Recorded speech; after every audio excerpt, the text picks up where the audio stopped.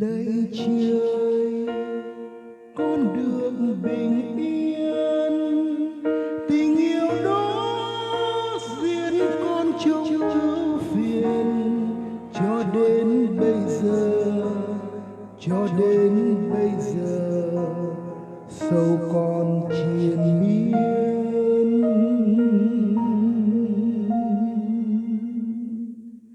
Lạy trời, con đường bình yên, ngày vui đó đã qua mất rồi.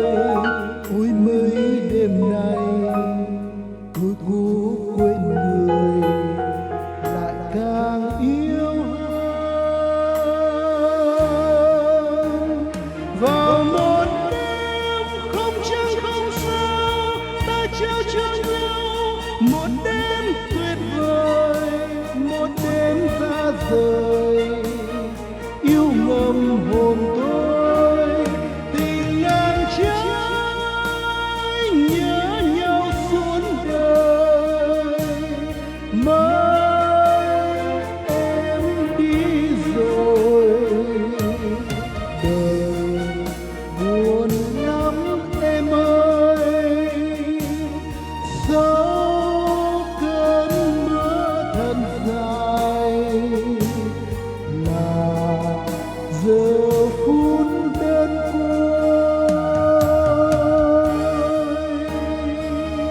Buồn này biết tỏ cùng ai, người đã đến trong cơn mê đầy. Thương nhớ khôn nguôi, nửa bước không rời, giờ đành chia phôi.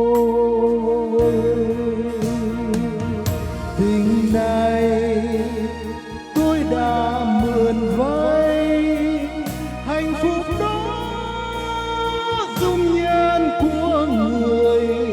Xin trả cho đời riêng đớn đau này, dành lại cho tôi.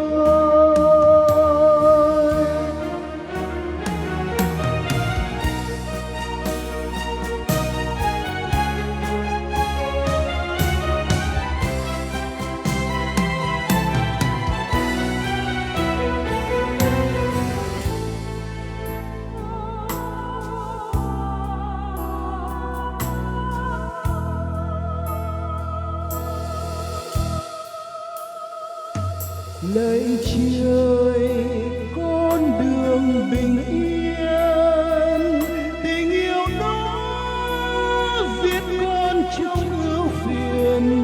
Cho đến bây giờ sâu còn triền miên. Lạy trời, con đường bình yên, ngày vui đó đã qua mất rồi. Ôi mấy đêm nay tôi cố quên người, lại càng yêu hơn.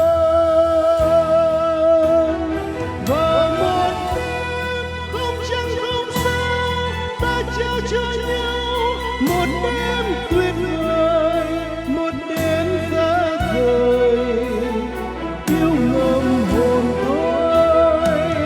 Tình ngang trái nhớ nhau suốt đời, mai em đi rồi đời buồn lắm em ơi. Sau cơn mơ thật dài là giờ phút đơn côi.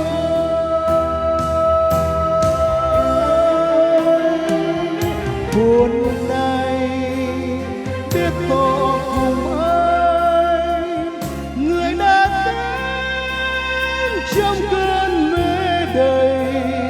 Thương nhớ khôn nguôi, nửa bước không rời, giờ đây chia phôi.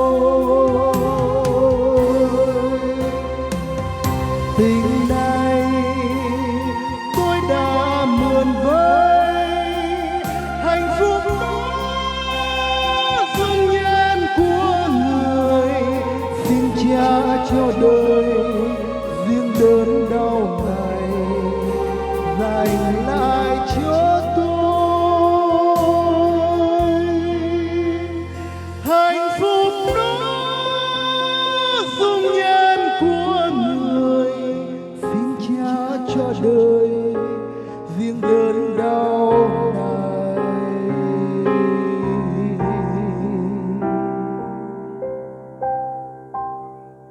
dành lại cho